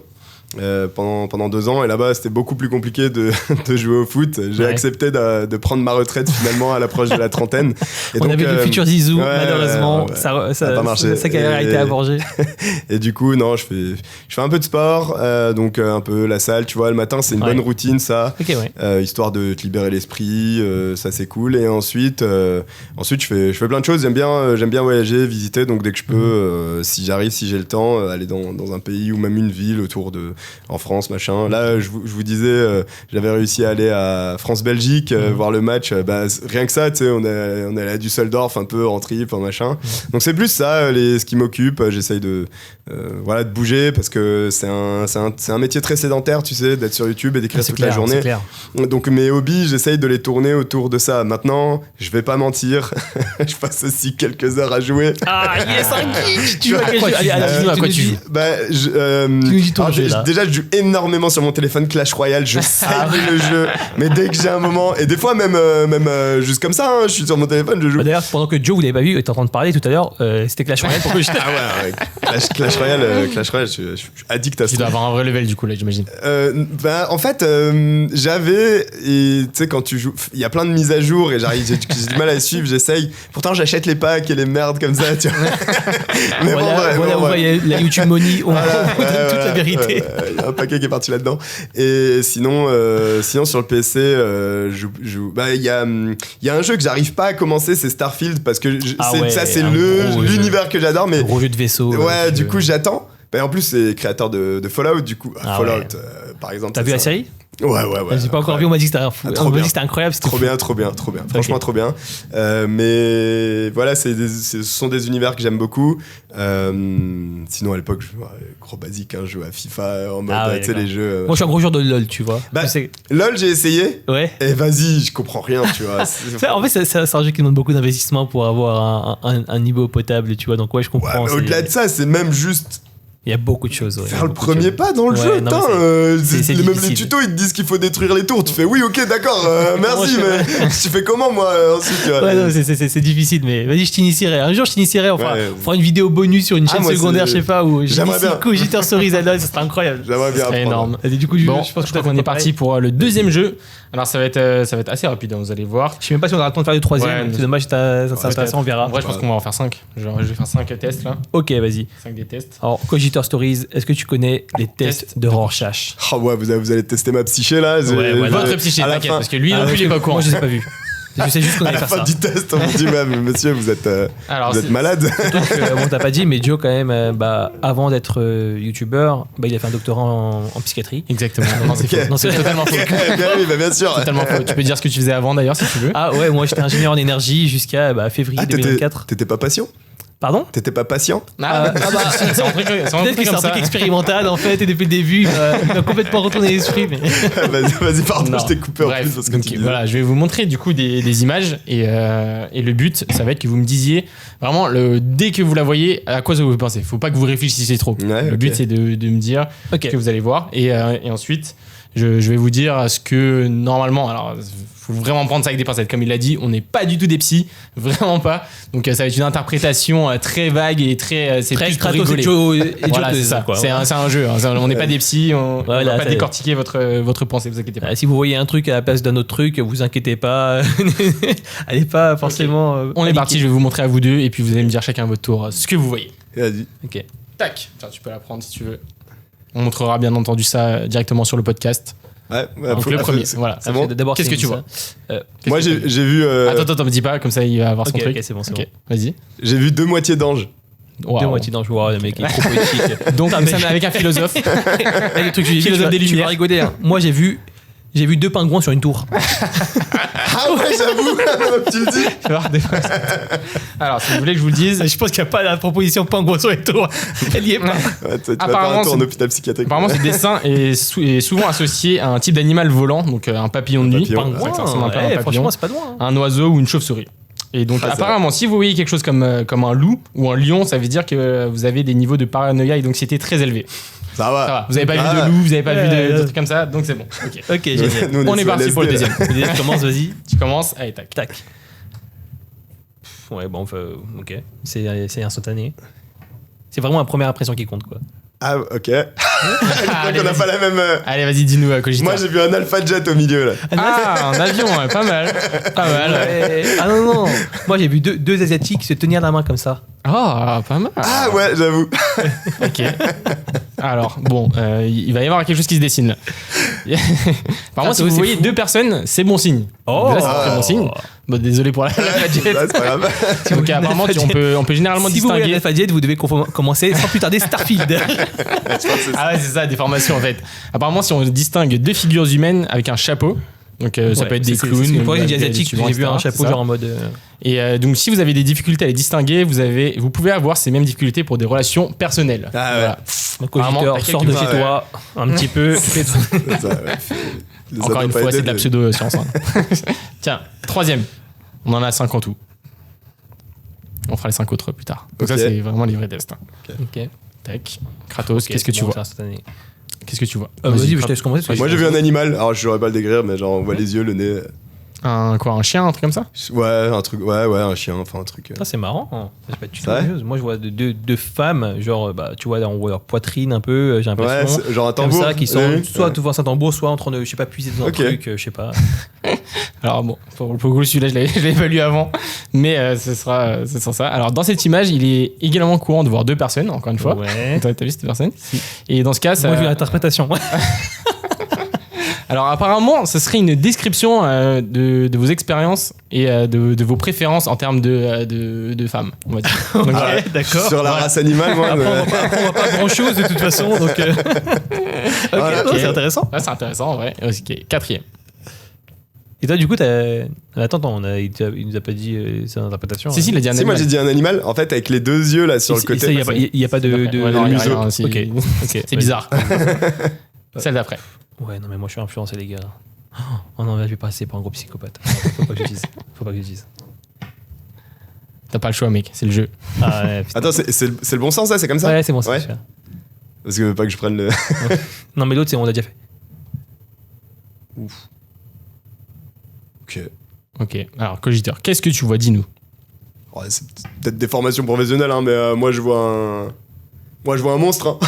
Ah ouais Clairement, je vois un monstre. Hein. Ah, mais moi, j'ai la même Dis-nous déformation. comment tu mais vois à peu près. Bah en fait, t'as la tête en haut là, t'as Ouais. les deux, Ah ouais, des les espèces deux de cornes, trucs, là. On on vous affichera tout ça. Ouais, d'ailleurs, Ouais, sur on Facebook. dirait un de lames en fait, tu vois. Ok. On dirait dans le monde d'ailleurs dans merde comment ça s'appelle Silent Hill. Ok. Ah ouais, vitef, là. intéressant. Putain, moi, ce que je vois, tu vois, c'est un personnage au milieu, et comme si c'était son âme noire autour, genre ok, vraiment un ok. démon qui était derrière Ok. en train de. Ouais, bah c'est ça, bah, le démon. Moi je vois le démon quoi. Tu vois, moi, je vois le J'ai pas vu démon le et je vois bonhomme une au personne milieu. au milieu. Ok. Moi, je vois les deux en fait, tu vois. J'ai Ah, ok. directement vu comme si c'était dans un jeu à le mode Ok. Elden Ring et tout, genre t'as quelqu'un qui est J'avoue, comme ouais. ça avec un. Ok, un donc monstre derrière. globalement, vous associez quand même ça à quelque chose d'agressif, quoi. Ouais. Quelque chose Ah ouais. d'assez Ouais, vénère, quoi. négatif en tout cas. Ouais. Ok, donc apparemment cette image, elle a un étroit lien avec vos relations avec votre père. Ça va très loin, attention. Hein. Donc si vous Papa, voyez si quelque tu nous chose, regardes. si vous voyez quelque chose d'agressif ou des ours, par exemple, il y en a qui voient des ours là-dedans. Ah, bon. Et voilà, ça peut signifier que vous nourrissez des peurs et des insécurités envers votre père. Voilà. Ok, bon, bah, on n'a pas vu d'ours. Ouais, Et la non, dernière, ça Donc la dernière, tac. Ah, Ok. Je crois que c'est pas Ouais, dans c'est le bon. sens. Je crois que c'est pas Ah, dans Si, le si, c'est- bon, c'est comme ça. Non, Bon, c'est- peu importe, c'est comme dans ça. les deux sens à mon avis. sens. C'est comme ça. Ouais. Ok. Moi, je vois une femme papillon. Une femme, ouais papillon. Bah moi je Ouais. vois juste le papillon là pour le coup. Non, mais je veux dire, une femme, genre comme ça, là, avec ses pieds là, Ah, juste ok, comme qui ouais. étend les ailes. Ah, en mode, ouais, ok, ok. Juste, je sais pas, c'était plutôt féminin pour moi, mais. Ok. Celui-là, moi je trouve il fait plus papillon insecte que l'autre. Ok. Bah en fait celui-là c'est comme le premier à peu près. Donc normalement Papillon. si tout est normal, on voit un animal qui vole ça. Ok. Ça veut dire qu'on est plutôt serein dans sa tête. Voilà. Ok. C'était les Bon, tests bah, de recherche. Je sais pas merci, si tu avais ouais. déjà fait des tests. Je pense que va falloir que j'aille faire vraiment le test finalement. Maintenant, il nous faut. N'hésitez pas à nous dire en commentaire ce que vous avez Il nous faut vu. vous. 10 secondes de conclusion là, que l'état mental de l'esprit de cogiteur là, il nous faut que tu. Bah écoutez, Kratos, t'as l'air d'aller bien, cogiteur. Ouais, Cogiteur, normal. arrête du crime. fais de la SMR, ça va détendre. Et de l'ASMR, Vous mange. saurez ce que ça fait maintenant de faire des histoires, raconter des histoires. Bon, encore une fois, disclaimer quand même, hein, ça reste vraiment un jeu, il n'y a rien de très officiel là-dedans. Ok, bon, vas-y. Il nous reste 10 minutes. un petit peu moins de 10 minutes. Alors, ce que je te propose de faire, c'est qu'avec Joe, maintenant qu'on est un peu, on sait dans quel domaine on traîne un petit peu l'horreur, etc., et qu'on a beaucoup abordé les sujets de la fascination pour l'horreur, on a préparé un petit jeu pour tester tes talents d'enquêteur. Ok. Ça va être une mini-enquête qu'on a un peu inventée, et tu vas voir, il y en a qui trouvent ça un peu difficile, il y en a qui trouvent ça assez facile, assez direct. Mais, monsieur On va cogiteur, t'accompagner. normalement, tu devrais Tu devrais, Arriver, avec tous les avec codes brio. que tu as fait, c'est bon, tu vas réussir à déterminer qui est le coupable. Non, mais Pourtant, je pense même pas parce que à chaque fois que j'écris des histoires, à la fin, je me dis putain, mais comment ils ont fait, tu vois? mais c'est sûr que c'est elle. J'aurais Non, pas attends. pensé. Ok, bah voilà. On n'a pas pu aborder toutes les questions Ouais. qu'on voulait aborder, mais c'est pas grave, on va finir par ce petit jeu un peu ludique. Écoute, D'ailleurs, peut-être vous pouvez on jouer refera chez un vous. podcast ensemble un jour. Ouais, Ah mais oui, clairement, si vous voulez. Il y a, Bon, il y a ok. plein de choses à dire encore, je pense. Vous pouvez jouer à ce jeu également chez vous. Et tu vas avoir un petit timer, tu vas avoir un temps limité pour répondre à ça. Du coup, tu vas avoir environ 7 minutes avec le scénario qu'on va te raconter. Et pour trouver le coupable, et on va t'accompagner au fur et à mesure. 7 Si c'est un minutes, peu ça galère, peut être parce qu'on n'a négociable. pas beaucoup de recul, quoi. Ça peut roule. être négociable, Vas-y. 7 minutes. Alors, du coup, on va donner tout ce qu'il y a à donner. Alors, On fera pendant- ok. Bah, je vais commencer par te raconter l'histoire. D'accord? Ça marche. Alors, Cogiteur, comme les gens le savent, tu es un enquêteur hors pair. Un enquêteur même qui travaille pour la police parce que tu as été réveillé à 2h du matin en sursaut par tes collègues policiers qui disent non mais Cogiteur, en fait là on a besoin de toi, on a une affaire qu'on n'arrive pas à résoudre, il faut absolument qu'on la résolve ce soir. Donc voilà. Tu as Antoine Lefebvre. Antoine Lefebvre qui est un éminent scientifique expert en biotechnologie qui a été assassiné dans son manoir. Alors son manoir est composé de la sorte, il y a un rez-de-chaussée et un étage, et c'est entouré d'un jardin. Et les pièces les plus importantes, disons, c'est à l'étage, tu as le bureau d'Antoine où il a été assassiné avec un couteau dans le dos. Détail très important, la fenêtre était ouverte dans son bureau, mais la porte était fermée de l'intérieur et il n'y a qu'une seule clé. Tu es sûr et certain qu'il n'y a qu'une seule clé. On n'a pas démarré le chrono, mais on va le faire, on va dire qu'on a 1 minute. Et tu as dans ce manoir-là une série de suspects, donc 4 suspects, qui pourraient être les 4 suspects potentiels. Tu es sûr que la personne a agi seule, d'accord? Ok. Parmi ces suspects-là, il y a tout d'abord Mélanie Lefebvre, qui est l'épouse d'Antoine Lefebvre, de feu Antoine Lefebvre. Et du coup, c'est la première suspecte, je te donnerai des détails juste après. Ah ouais. Tu as Marc Lefebvre, le fils, qui lui est un peu un businessman qui est un peu endetté dans ses jeux. Tu as ensuite Hugo Martin, qui est le jardinier du manoir, parce que c'est quand même un assez grand manoir. Et enfin, tu as Claire Dupont. Claire Dupont, qui était l'assistante du professeur et qui avait également un bureau dans le manoir, qui était attitré et qui, pour le coup, était au rez-de-chaussée. Ok. Donc, tu viens sur les lieux du crime et tu vas interroger tout le monde. Tout d'abord, tu vois que tout le monde a l'air d'être forcément extrêmement choqué, tout le monde est en pleurs. Et en allant sur le lieu du crime, tu vois effectivement que c'est fermé de l'intérieur, que tout le monde, excusez-moi pour ça, que tout le monde te dit qu'il n'y a qu'une seule clé et tu es sûr de cette information-là. En entrant, tu vois Antoine Lefebvre qui est étendu sur son bureau avec du coup un couteau dans le dos, le sang est partout. Sur son bureau, il y a un dossier avec écrit « Projet confidentiel ». Et tu sais que tout le monde parlait un peu de ce projet confidentiel. Il disait qu'il y avait un projet qu'il avait en tête dont il voulait un peu parler à personne parce que ça allait le rendre riche, etc. Tu vois également sur la fenêtre qui est ouverte et sur un coin de la moquette un petit peu de terre un peu vite fait nettoyée comme si quelqu'un avait essayé de camoufler ça. Ok. Dernier petit détail, le téléphone d'Antoine Lefebvre indique qu'il a reçu un appel à 21h30 de la part de son assistante Claire Dupont, mais il a été assassiné à 21h15, donc 15 minutes avant de recevoir l'appel. Ok. Donc tu vas interroger toutes les personnes qui sont alignées devant toi. À toi la main maintenant, tu peux interroger toutes les personnes et on va répondre... Ce sera vraiment nous, les ça sera personnages. Donc on te répondra. Du coup, je serai là, je serai Sur les M. l'épouse Alors, et juste- le fils et toujours ça. les deux autres. alors, pour résumer, Mélanie Lefebvre, c'est la fille. Non, c'est la femme. La femme, pardon, ouais. Marc Lefebvre, c'est le fils. C'est ça.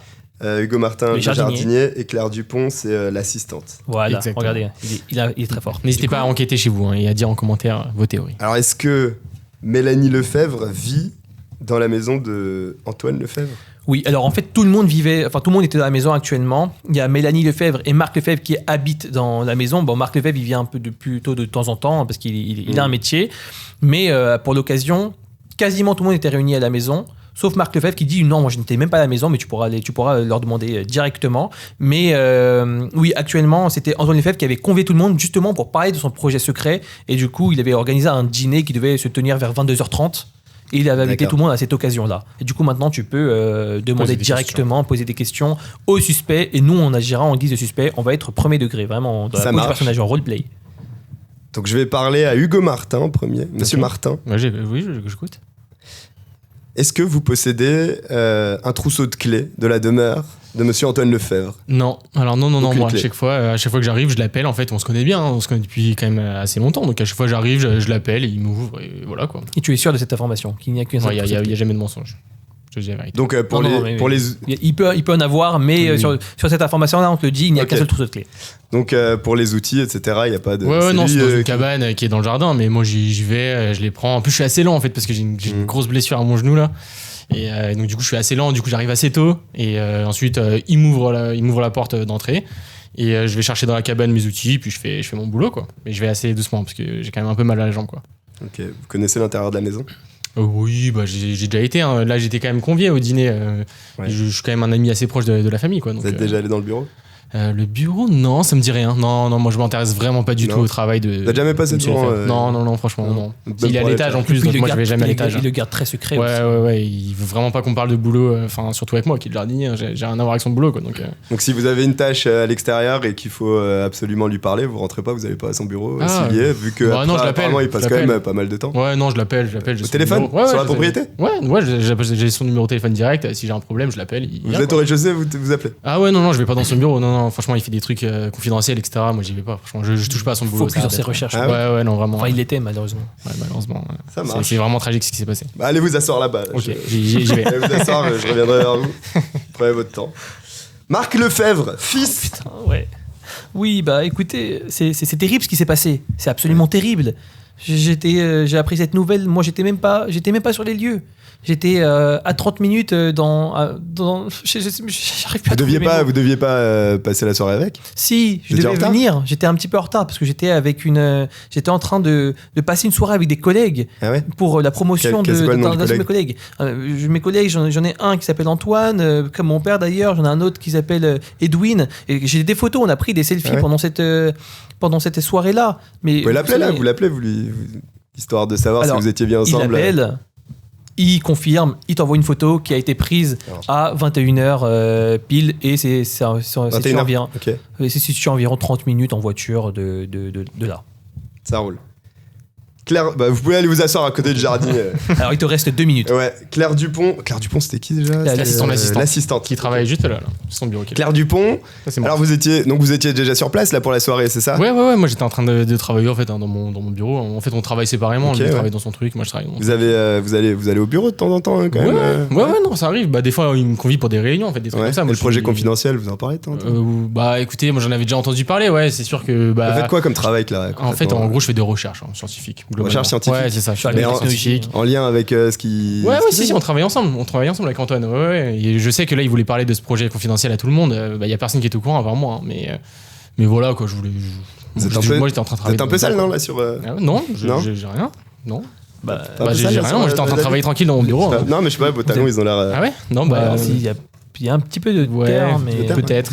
Bah, en fait, terre moi, tout ce qui s'est passé, c'est que j'étais en train de bosser et à 21h30, je l'ai appelé et il me répond pas. Donc, j'ai trouvé ça très très bizarre. Donc, j'ai été à son bureau. Vous J'ai étiez toqué. où à 21h30? C'est elle qui a découvert du Ouais, coup. en fait, c'est moi, tu vois. J'ai été à son bureau, j'ai toqué, il répondait pas, donc j'ai appelé à la Donc il est mort à 21h15, vous voyez à 21h15.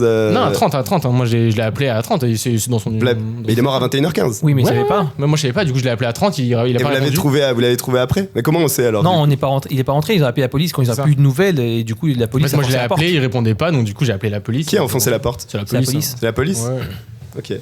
Bon, Mélanie Lefebvre. Oui, bah Rapidement. écoutez, moi, j'étais simplement en train de faire la cuisine. Il m'avait chargé de faire toute la cuisine et vous voyez Ah ouais bien que tout Vous le faisiez repas la- est prêt. La cuisine avec quoi? Quel ustensile? Ah non, mais je faisais avec tout. Écoutez, des cuillères, des couteaux, des casseroles, tout.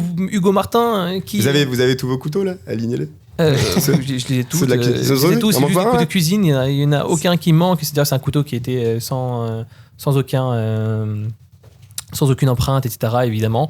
Et du coup, tu vois bien qu'il y a tout ça. Et elle te dit également que c'est Hugo Martin, donc le jardinier, qui pourrait confirmer parce que il passait souvent faire son boulot de jardinier juste devant Devant la cuisine. devant la fenêtre de la cuisine. Et il te dit qu'effectivement, lui, il passait à peu près toutes les 2 minutes et il roule. voyait effectivement la dame. Bon, j'ai On a pas un pu peu de lumière qui est venue. Ouais. Puis là, C'est on la fin. touche à la fin. Je pense que j'ai pas pu poser toutes les questions que je Ouais. voulais. Mais c'est tes théories maintenant. Qui accuses-tu? Mais là, je suis obligé d'accuser logiquement. Je pense. Alors, par élimination, moi, j'élimine le jardinier. Ouais. Je pense. Parce qu'il s'est fait assassiner à l'étage. Ouais, mais surtout que j'ai rien trouvé vraiment. Ouais, ok, d'accord. J'ai pas réussi à Très creuser. bien. À mon avis, le fils, j'avais un doute, mais du coup, si effectivement c'est confirmé par Ok, des, ouais, c'est confirmé, par ok, des, d'accord, donc deux qu'il était à éliminations. 21h30, logiquement, Ouais. c'est que c'est pas lui. Maintenant, Claire Dupont, j'ai rien trouvé vraiment. Qu'elle était un peu sale. Ouais. Moi, je doute. Il y a l'histoire de la clé que j'ai pas réussi à élucider, mais du coup. Pas que la fenêtre était ouverte. Ouais, la fenêtre. La fenêtre Oublie pas que la était ouverte, fenêtre était il y avait de la saleté. Moi, je pense que c'est une mise en scène. Je pense que c'est quelqu'un qui connaît très bien Antoine Lefebvre, qui avait accès du coup au bureau et qui Ouais. pouvait refermer derrière. Donc je pense que c'est Mélanie Lefebvre qui l'a assassiné. Alors c'était presque. C'était vrai. presque, Ah, c'était putain, pas c'était loin. Claire Dupont. Claire Dupont. C'était Claire Putain, Dupont. merde, C'était à bien- cause de la Terre. c'était Je bien me suis dit, c'est confirmé. une feinte, le coup de la Terre. En fait, Non, t'as c'était oublié bien parce que confirmé Mélanie. parce que Mélanie, elle avait un alibi, genre Hugo Martin, elle Ah, voyait mais toutes les oui, 2 mais minutes, oui, en fait, Hugo c'était trop Martin, court. Et comme c'était fermé, J'hésitais. comme la porte était fermée de l'intérieur, c'est Ok. franchement quelqu'un qui est passé par la fenêtre qui était ouverte. Bah Et, ça, je me suis dit, c'est une mise en scène. Ouais, ouais. Ça aurait Parce que pu, si ça aurait tu pu. tues, tu Mais sors on et n'est pas tu allé fermes la aussi clé. loin.